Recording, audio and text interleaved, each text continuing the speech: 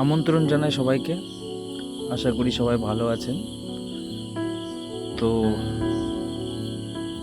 আজকে সন্ধ্যাবেলায় চলে এসেছি মঙ্গলগঞ্জ নীলকুঠির ঘাটে। একটু নৌকা বিহার করব। সন্ধ্যার যে নিস্তব্ধতা সেটাই অনুভব করার জন্য আজকে এসেছি, আপনাদেরকে দেখাতে এসেছি যে কতটা নিস্তব্ধ এই জায়গাটা। যেই জায়গাটা ইংরেজদের আমলে বড় বড় জাহাজ দাঁড়িয়ে থাকতো, এখন সেখানে শুধু নৌকা। এখানকার স্থানীয় মানুষরা এই নৌকা আর কৃষিকাজের উপর নির্ভরশীল। এখানে যারা পিকনিক করতে আসে বা ঘুরতে আসে তাদের নৌকায় করে ঘোরানো, বোটিং,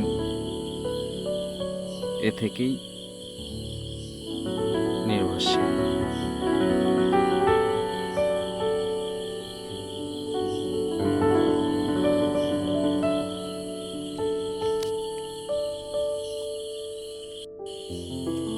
সন্ধ্যা হলেই এখানে দেখা যায় প্রচুর পাখি, যেগুলো রাতের পাখি বা বাদুড়, পেঁচা, এই ধরনের যে পাখিগুলো শুধু রাতেই বেরোয়। হাজার হাজার পাখি এখানে সন্ধ্যাবেলায় নদীর উপর দিয়ে তারা খাবারের সন্ধানে চলে যায়। দেখলে মন ভরে যায়। ইছামতির নিস্তব্ধতা, স্নিগ্ধতা পাগল করে দেওয়ার মতো। আপনারা আসবেন এবং এই সুন্দর দৃশ্য উপভোগ করবেন, আশা রাখছি।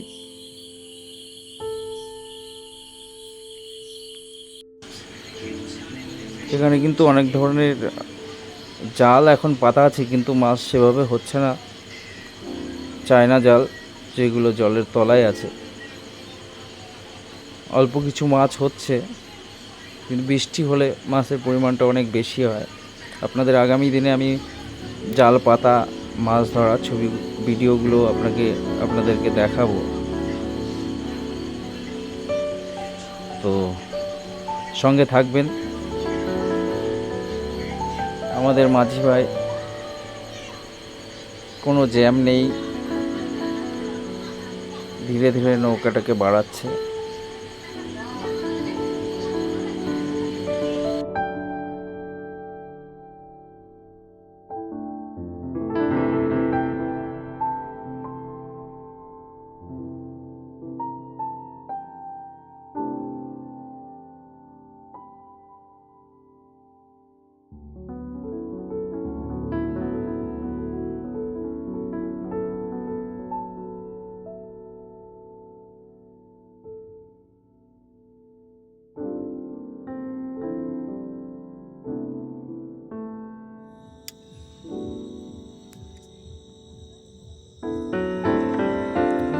এটাই তো টিকিট কাউন্টার না? এখান থেকে জঙ্গল শুরু।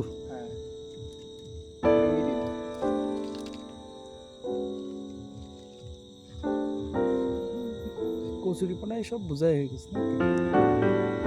আপনাদেরকে একটু নীলকুঠি দেখিয়ে যায়। রাতের নীলকুঠিটা,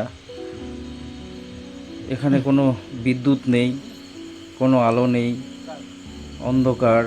তার মাঝখানে ইতিহাসের সাক্ষী হয়ে দাঁড়িয়ে আছে এই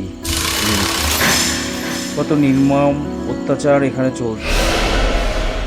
আজকে তারই আর্তনাদ ভেসে আসে।